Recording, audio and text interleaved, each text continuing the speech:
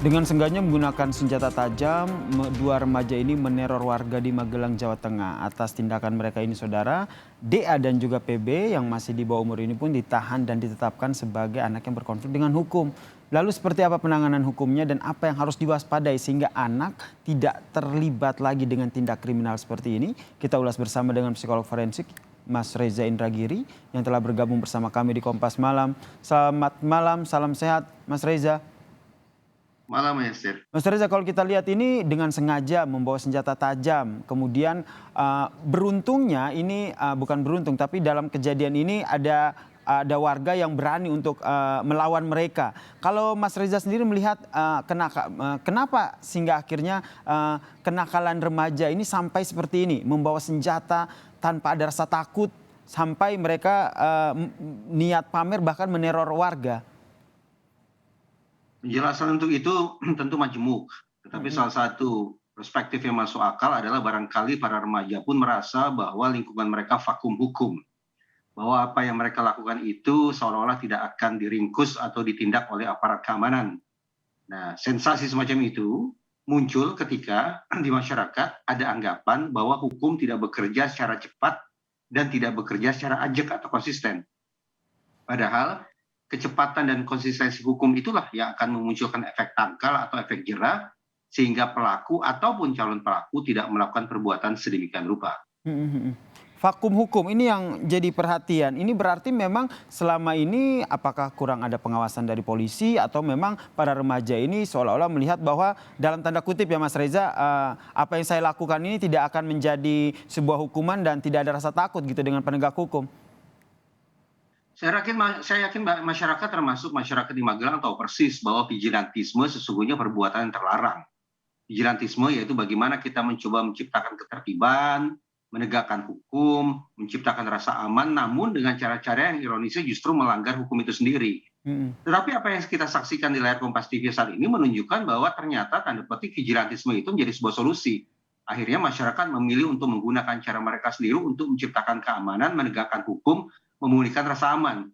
Kenapa kemudian masyarakat akhirnya memilih cara-cara vigilante semacam itu? Ya karena sekali lagi masyarakat menganggap barangkali otoritas keamanan tidak bekerja cukup cepat dan tidak cukup konsisten dalam menindak kasus-kasus sedemikian rupa.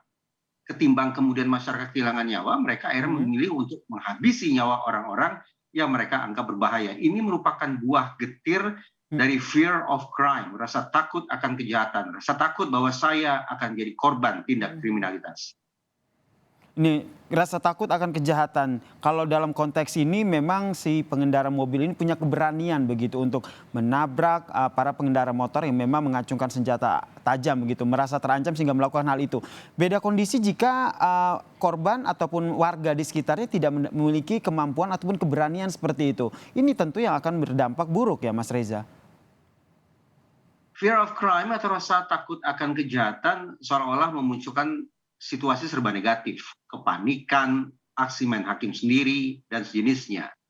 Tetapi sisi positif dari fear of crime adalah justru akan bisa meningkatkan kohesivitas atau kepaduan masyarakat untuk kemudian bahu-membahu menciptakan keamanan paling tidak di lingkungan mereka sendiri. Nah, kalau kemudian kohesivitas itu yang berangkat dari fear of crime itu justru sudah terbentuk, maka ini merupakan sebuah kondisi yang ideal sesungguhnya bagi pihak kepolisian untuk mempererat kolaborasinya dengan masyarakat. Ketika aparat penegak hukum dan masyarakat sudah berkolaborasi sedemikian erat, maka hitung-hitungan di atas kertas, ruang atau kesempatan bagi aksi kejahatan akan menyempit. Nah, ketimbang kemudian menunggu aparat keamanan bekerja, ketimbang menunggu ada kamera pengawas dipasang mana-mana, ketimbang menunggu ada mobil patroli polisi yang bergerak ke penjuru kota, ya sudah masyarakat saja kemudian bergerak sendiri. Baik, kemudian Mas Reza, kalau kita lihat pelaku ini kan juga masih remaja. Bagaimana kemudian masyarakat memastikan bahwa apa yang dilakukan ini ataupun tempat terhadap para remaja yang memang melakukan kenakalan seperti ini?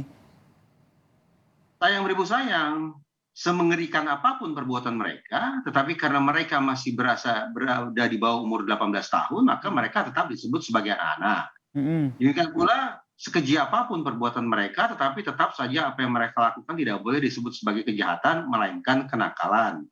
Saya pribadi terus terang protes dengan tanda petik aksi berlindung di balik undang-undang macam itu. Mm-mm. Karena itulah pada sekian banyak kesempatan termasuk dalam rapat dengan bidang keahlian di DPR RI, saya mengusulkan agar dilakukan revisi terhadap Undang-Undang Sistem Peradilan Pidana Anak, yaitu justru mengarah pada pemberatan sanksi bagi anak-anak yang melakukan perbuatan onar sedemikian mengerikan. Baik, nanti kita nantikan seperti apa penanganan kasus ini. Terima kasih Mas Reza Indragiri, psikolog forensik telah bergabung bersama kami di Kompas Malam. Salam sehat Terima Mas kasih. Reza. Salam sehat.